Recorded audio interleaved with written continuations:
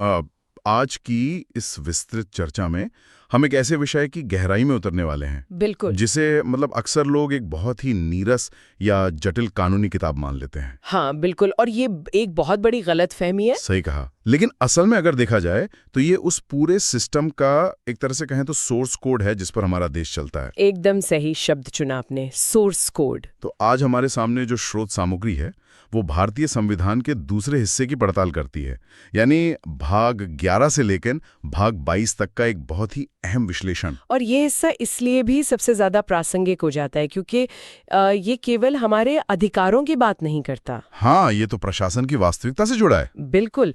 जब हम कहते हैं कि भारत एक संघ है, हाँ। तो उस संघ को चलाने के लिए जो व्यवहारिक मशीनरी चाहिए, मतलब पैसे का बंटवारा कैसे होगा या नौकरशाही कैसे काम करेगी, या युद्ध जैसी स्थिति आ जाए तो फैसले कौन लेगा। एग्जैक्टली ये सब इन्हीं हिस्सों में बहुत ही बारीकी से तय किया गया है। हमारी आज की इस चर्चा का मुख्य उद्देश्य इसी व्यवस्था के पीछे की जो सोच है ना, उसे डिकोड करना है।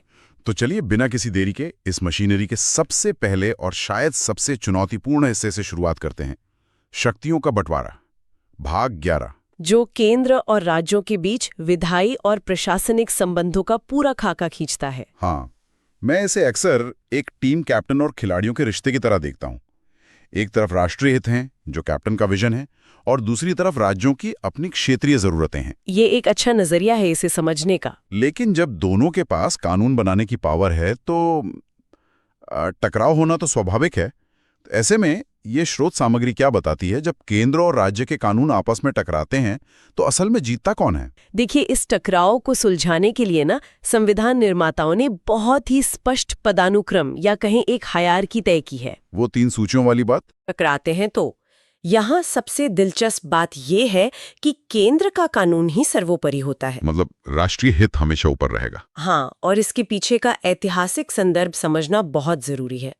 आजादी और विभाजन के तुरंत बाद के उस दौर में देश को एक सूत्र में बांधे रखने के लिए एक मजबूत केंद्र की सख्त आवश्यकता थी। अगर राज्यों के कानूनों को हर जगह प्राथमिकता दी जाती तो शायद देश के अलग अलग हिस्सों में एक ही विषय पर बिल्कुल अलग अलग नियम होते, और उससे तो पूरी प्रशासनिक अराजकता फैल सकती थी। लेकिन फिर एक सवाल उठता है, अगर केंद्र का ही कानून हमेशा भारी पड़ता है तो फिर इस पूरी व्यवस्था में राज्यों की स्वायत्तता का क्या ही अर्थ रह जाता है? ये एक बहुत ही वाजिब सवाल है। देखने में ऐसा लग सकता है कि पलड़ा पूरी तरह से केंद्र की ओर झुका है। हाँ, ऐसा ही लगता है। लेकिन इस व्यवस्था में बहुत लचीलापन भी है। सहयोगात्मक संघवाद, जिसे हम कोऑपरेटिव फेडरलिज्म कहते हैं, उसकी एक बहुत ही शानदार झलक यहाँ देखने को मिलती है। वो कैसे? अनुच्छेद 252 के तहत कई बार राज्य खुद ये महसूस करते हैं कि किसी खास मुद्दे पर अलग अलग कानून होने के बजाय एक राष्ट्रीय कानून होना चाहिए। अच्छा, तो राज्य खुद केंद्र से कानून बनाने का अनुरोध कर सकते हैं? बिल्कुल, 2 या 2 से अधिक राज्य अपनी मर्जी से संसद से ये कह सकते हैं। और एक और बात, अनुच्छेद 253 के तहत जब देश को किसी अंतर्राष्ट्रीय संधि का पालन करना होता है, हाँ, तो अभी संसद कानून बना सकती है। एकदम सही, तब संसद राज्य सूची के विषय पर भी कानून बना सकती है ताकि अंतर्राष्ट्रीय स्तर पर देश की प्रतिबद्धता पूरी हो सके। और अनुच्छेद 256 और 257 तो साफ कहते हैं कि राज्यों को केंद्र की बात माननी ही होगी। हाँ, लेकिन सहयोग के लिए अनुच्छेद 263 के तहत एक अंतर्राज्य परिषद का भी जिक्र है। मतलब ये केवल शक्तियों को छीनने की बात नहीं है, बल्कि एक साझा लक्ष्य के लिए शक्तियों को साझा करने की बात है। सही कहा आपने। अब इस प्रशासन और कानून की बहस से थोड़ा आगे बढ़ते हैं, क्योंकि कोई भी व्यवस्था बिना पैसे के नहीं चल सकती। बिल्कुल, अर्थव्यवस्था तो इंजन है। नीतियां चाहे कितनी भी अच्छी क्यों ना हो, उन्हें जमीन पर उतारने के लिए फंड्स चाहिए। और यहीं से हम भाग 12 और 13 में प्रवेश करते हैं, वित्त, संपत्ति और व्यापार, जहां टैक्स और पैसे के बंटवारे की बात होती है। हाँ, और इस पूरी प्रक्रिया में अनुच्छेद 280 के तहत जो वित्त आयोग है, उसकी भूमिका बहुत केंद्रीय नजर आती है। वित्त आयोग वास्तव में इस पूरे वित्तीय ढांचे का सबसे महत्वपूर्ण रेफरी है। रेफरी? वो कैसे? देखिए, जब केंद्र सरकार टैक्स वसूलती है तो वो सारा पैसा केवल केंद्र का नहीं होता, राज्यों के विकास के लिए भी उस राजस्व का एक बड़ा हिस्सा उन्हें मिलना ही चाहिए। लेकिन ये हिस्सा कितना होगा, ये तय कौन करेगा? यही तो बात है। इसका फैसला कोई राजनीतिक दल अपनी सुविधानुसार ना करे, इसलिए हर 5 साल में एक स्वतंत्र वित्त आयोग का गठन किया जाता है। तो ये आयोग एक फॉर्मूला तय करता है? हाँ, कि केंद्र और राज्यों के बीच संसाधनों का बंटवारा निष्पक्ष रूप से कैसे होगा, ताकि देश का आर्थिक इंजन बिना किसी राजनीतिक भेदभाव के चलता रहे। इसी आर्थिक इंजन के भीतर एक बहुत ही बड़ा आहा पल भी आता है हमारी स्रोत सामग्री में। आप संपत्ति के अधिकार की बात कर रहे हैं। बिल्कुल। अनुच्छेद 300A। जो लोग इस विषय को थोड़ा भी फॉलो करते हैं वे जानते हैं कि यह पहले एक मौलिक अधिकार हुआ करता था। हाँ, और ये बहुत बड़ा बदलाव था। तो इसे मौलिक अधिकार से हटाकर केवल एक कानूनी अधिकार तक सीमित क्यों कर दिया गया? ये बदलाव ना भारतीय संविधान के सबसे बड़े नीतिगत संघर्षों में से एक का नतीजा था। आजादी के समय देश में जमींदारी प्रथा थी। मतलब कुछ लोगों के पास हजारों एकड़ जमीन थी और लाखों किसान भूमिहीन थे। जब सरकार ने सामाजिक समानता लाने के लिए और विकास परियोजनाओं के लिए जमीन का अधिग्रहण करना शुरू किया तो लोग अदालत पहुंच गए होंगे अपना मौलिक अधिकार बताकर। बिल्कुल। इससे कल्याणकारी नीतियां पूरी तरह से ठप होने लगीं। व्यक्तिगत अधिकार और वृहद सामाजिक कल्याण के बीच एक बहुत बड़ा गतिरोध पैदा हो गया था। और इसी गतिरोध को तोड़ने के लिए संपत्ति के अधिकार को मौलिक अधिकारों की सूची से बाहर कर दिया गया। हाँ, आज स्थिति ये है कि अनुच्छेद 300A के तहत आपकी संपत्ति सुरक्षित तो है, कोई निजी व्यक्ति उसे छीन नहीं सकता। लेकिन अगर राज्य को जनहित में उसकी आवश्यकता है तो वो विधि के प्राधिकार से यानी एक उचित कानूनी प्रक्रिया के तहत उसे अधिग्रहित कर सकता है। ये बहुत ही शानदार तरीके से समझाता है कि संविधान कैसे समय की जरूरतों के हिसाब से खुद को एडजस्ट करता है। बिल्कुल। और इसी के ठीक बाद भाग 13 आता है, अनुच्छेद 301 से 307 तक, जो देश के भीतर व्यापार और वाणिज्य की आजादी की बात करता है। ये ऐसा है जैसे पूरे भारत को एक सिंगल यूनिफाइड मार्केट में तब्दील कर दिया गया हो। अनुच्छेद 301 पूरे देश में व्यापार की आजादी देता है ताकि कोई भी व्यक्ति देश के किसी भी कोने में जाकर व्यापार कर सके। आर्थिक एकीकरण के लिए ये बहुत जरूरी था। हाँ, अगर हर राज्य दूसरे राज्य के सामान पर बेतहाशा टैक्स लगाने लगे तो देश की अर्थव्यवस्था कभी पनप ही नहीं सकती थी। लेकिन स्रोत सामग्री ये भी स्पष्ट करती है कि ये आजादी असीमित नहीं है। सही कहा। जनहित एक ऐसा सिद्धांत है जो यहाँ भी लागू होता है।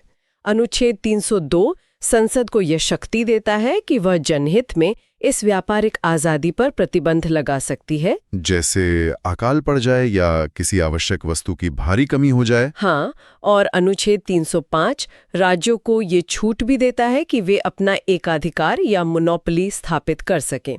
जैसे कई राज्यों में पब्लिक ट्रांसपोर्ट पूरी तरह से राज्य के नियंत्रण में होता है। अब इन तमाम नीतियों, टैक्स और व्यापारिक कानूनों को सुनकर मेरे जहन में एक सवाल आता है। वो क्या? इन सब को जमीन पर असल में लागू कौन करता है? राजनेता तो नीतियां बनाते हैं और 5 साल बाद चले जाते हैं। जो स्थायी ढांचा है वो तो ब्यूरोक्रेसी का है। बिल्कुल। और यही हमें भाग 14 की तरफ ले जाता है। अनुच्छेद 308 से 323 तक संघ और राज्यों के अधीन सेवाएं। प्रशासन को हमेशा से देश का लौह ढांचा या स्टील फ्रेम कहा गया है। राजनीतिक कार्यपालिका बदल सकती है, लेकिन ये स्थायी कार्यपालिका ही नीतियों की निरंतरता बनाए रखती है। इसीलिए यूपीएससी और राज्य लोक सेवा आयोगों को अनुच्छेद 315 और 320 के तहत देश के प्रशासनिक स्तंभ के रूप में पेश किया गया है। उनका काम केवल परीक्षा लेना नहीं है, बल्कि ये सुनिश्चित करना है कि देश को बिना किसी राजनीतिक दबाव के योग्य अधिकारी मिले। लेकिन जहां प्रशासन होता है वहां विवाद भी तो होते हैं, प्रमोशंस को लेकर या सेवा शर्तों को लेकर। हाँ, और इसीलिए स्रोत सामग्री में प्रशासनिक अधिकरणों का जिक्र है, ट्रिब्यूनल्स, जिन्हें बाद में भाग 14A के रूप में जोड़ा गया। अनुच्छेद 323A और 323B। देखिए, सामान्य अदालतों पर मुकदमों का बोझ बहुत ज्यादा है और प्रक्रियाएं लंबी चलती हैं। तो एक सरकारी कर्मचारी के विवाद के लिए अदालत का समय खर्च करने के बजाय ट्रिब्यूनल बनाए गए। बिल्कुल। ये एक तरह का फास्ट ट्रैक सिस्टम है, जहां विशेषज्ञता भी होती है और फैसले भी जल्दी आते हैं। तेजी से काम निपटाने की बात हो ही रही है, तो चलिए उस मशीनरी की ओर बढ़ते हैं जो भारत में सबसे तेज और विशाल स्तर पर काम करती है। आप चुनाव की बात कर रहे हैं? हाँ, चुनाव का महाकुंभ। भाग 15 अनुच्छेद 324 से 329 तक। अनुच्छेद 324 चुनाव आयोग की स्वतंत्रता की बात करता है, जो लोकतंत्र के लिए बहुत जरूरी है। लेकिन इस भाग में जो मुझे सबसे ज्यादा रोमांचित करता है वो है अनुच्छेद 326, वयस्क मताधिकार। आज के समय में ये बहुत सामान्य लगता है कि 18 साल के ऊपर के हर व्यक्ति को वोट देने का हक है। लेकिन 1950 के दशक में ये एक बहुत बड़ा और साहसिक फैसला था। मैं तो कहूंगी कि ये केवल साहसिक नहीं बल्कि एक क्रांतिकारी कदम था।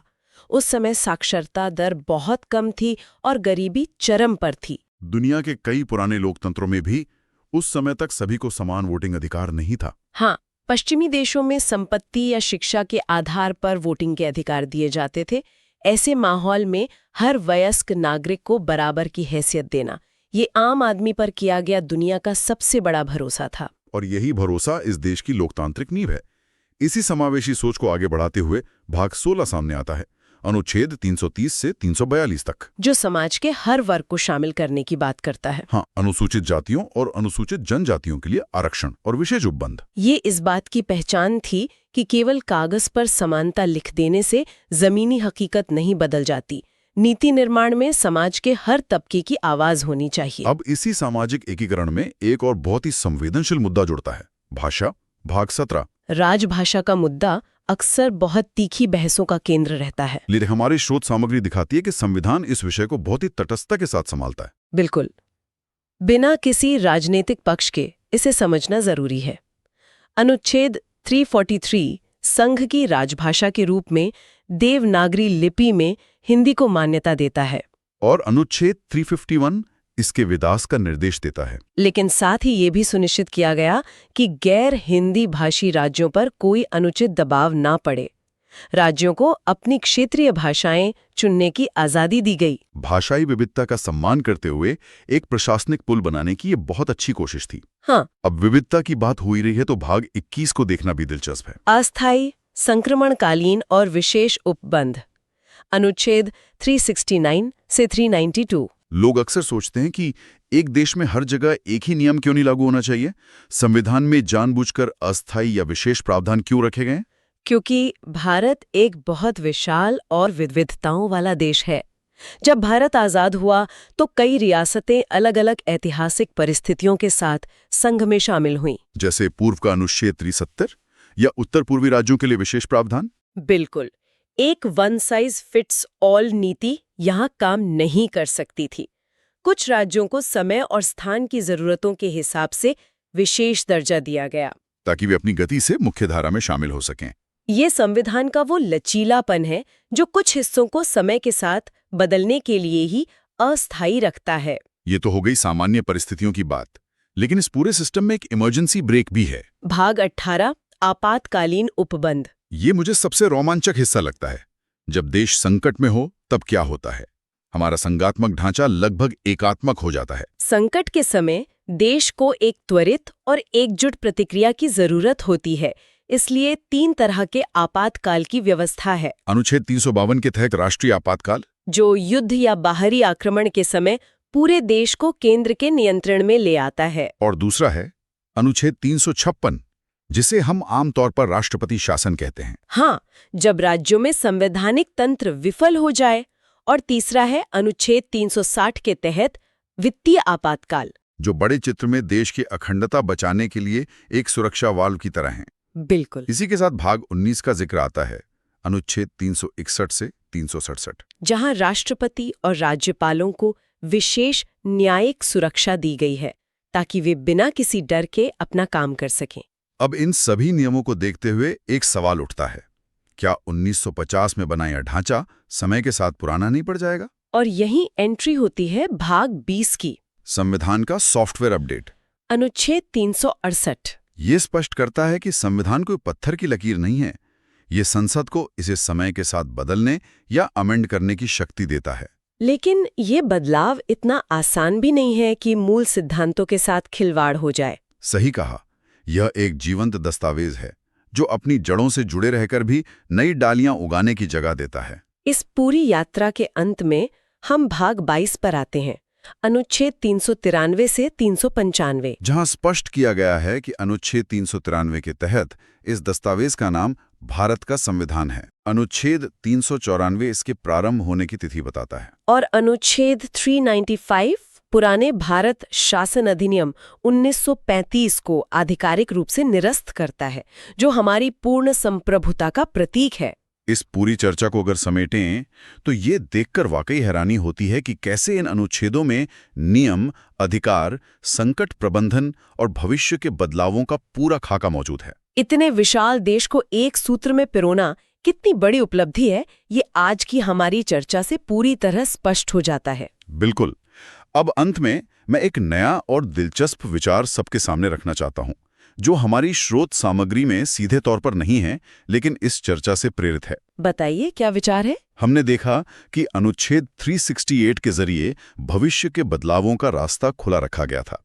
अब सोचिए, आज के इस डिजिटल युग में जहां डेटा, आर्टिफिशियल इंटेलिजेंस और साइबर सीमाएं सबसे अहम हैं। हाँ, आज की दुनिया बिल्कुल अलग है। अगर इस नई दुनिया को नियंत्रित करने के लिए संविधान में एक पूरी तरह से नया भाग जोड़ना पड़े, तो उसमें केंद्र और राज्यों के बीच शक्तियों का बंटवारा कैसे होगा?